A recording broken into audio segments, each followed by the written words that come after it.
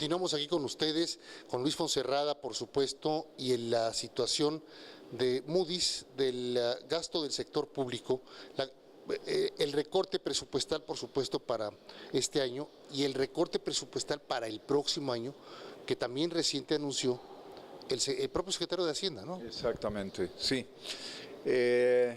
El gasto que se ha venido incrementando de manera muy importante, el presupuesto se ha incrementado en los últimos 3 años y ahora en el 16 se va a volver a incrementar de manera importante, representa un incremento de alrededor de 30% con respecto al último presupuesto de la administración anterior. Es decir, ha habido un incremento extraordinariamente importante del gasto. Los ingresos no han crecido, aunque han crecido mucho, no han crecido a ese ritmo, lo que implicó necesidad de deuda, ¿no? De ahí la importancia de la reducción del gasto. Y el año pasado, efectivamente, se anunció un recorte al inicio del año, para el 15, de alrededor de 124,000 millones de pesos. Todos recordamos que se anunció, se dijo que iba a haber este recorte, 124,000 millones de pesos. Para el 2015. Para el 2015, el año pasado.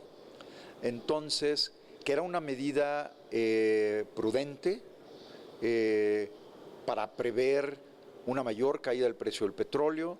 A todo el mundo, comunidad internacional financiera, los analistas internos, al sector privado, al sector empresarial, a todas las familias, académicos, nos pareció que era sensato para no incurrir en déficits y más crédito y que nos complicara la vida como nos lo ha complicado en el pasado.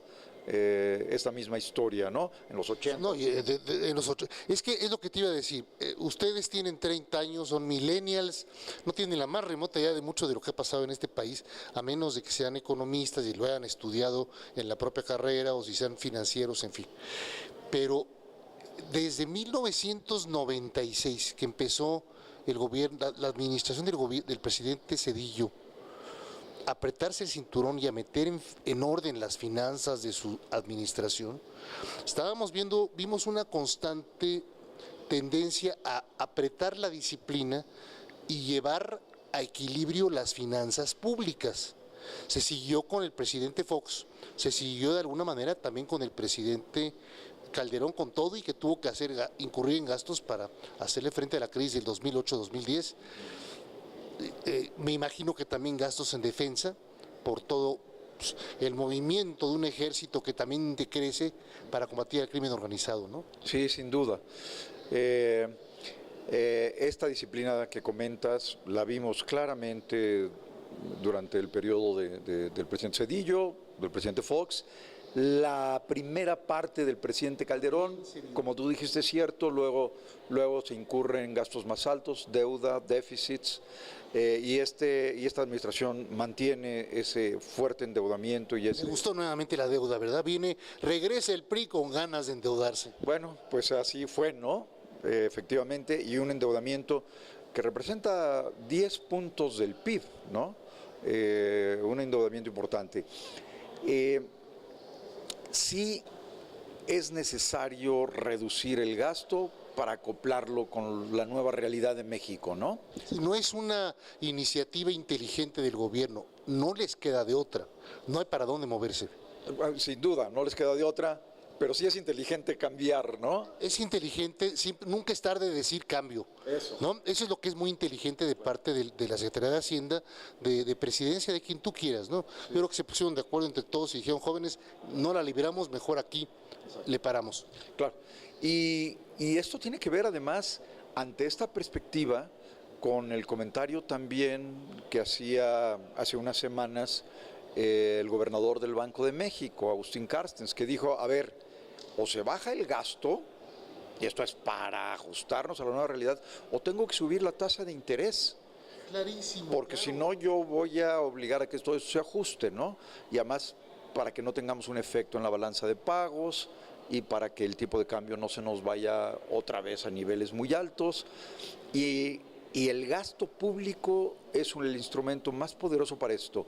Se dice, oye, pero reducir el gasto público va a afectar el gasto social. O se dice, al reducir el gasto público se va a reducir la tasa de crecimiento de la economía. Mira, dos cosas. ¿Qué gasto social? El gasto social no ha reducido la pobreza, no ha reducido la desigualdad. Es decir, el gasto con esta etiqueta de gasto social no ha ayudado a nada. Y desgraciadamente no ha sido utilizado para crear empleos permanentes, que es lo que sí podría reducir la pobreza. No, ni para crear la estructura económica del país, para crear los empleos permanentes, ¿no? Con la reactivación de la economía interna, no la economía externa. O sea, vienen inversiones muy fuertes de Ford, de Kia Motors, de mucha industria extranjera, ¿no?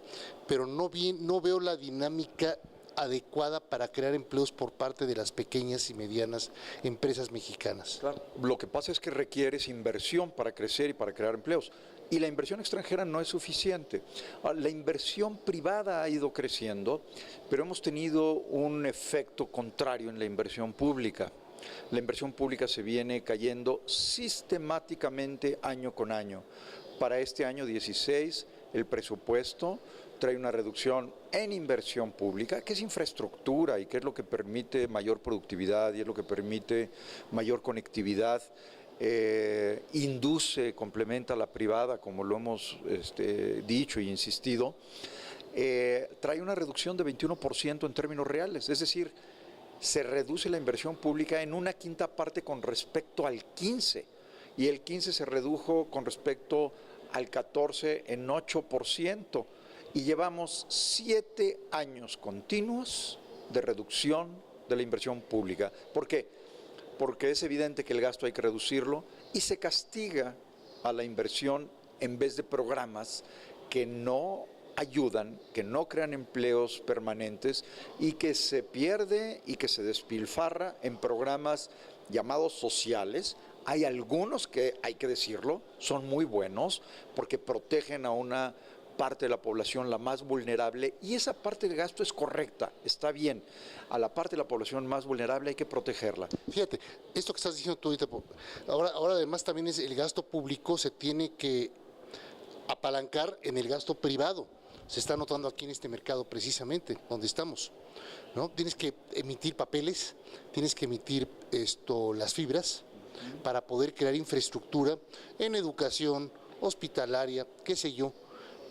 Emites en este mercado otra vez, tienes que recurrir al sector privado para que ellos compren tu inversión pública. Exacto. Es decir, hay que buscar el financiamiento y hay que buscar que se mantenga la inversión pública. Que no es nada, ni es nuevo, ni es malo, tampoco. No. CETES, durante muchos años los petrobonos también, ¿te acuerdas aquellos petrobonos de los 80s que fueron muy importantes?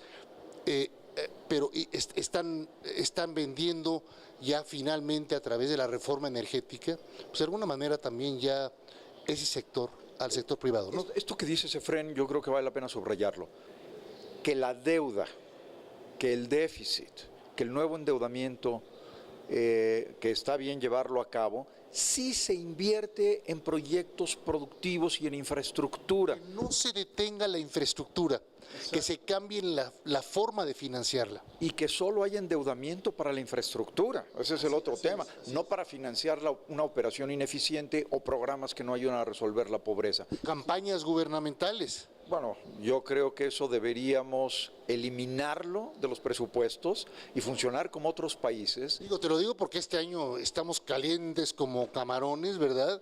De campañas hacia gubernaturas. ¿Y de dónde sale ese presupuesto para los anuncios, etcétera, etcétera?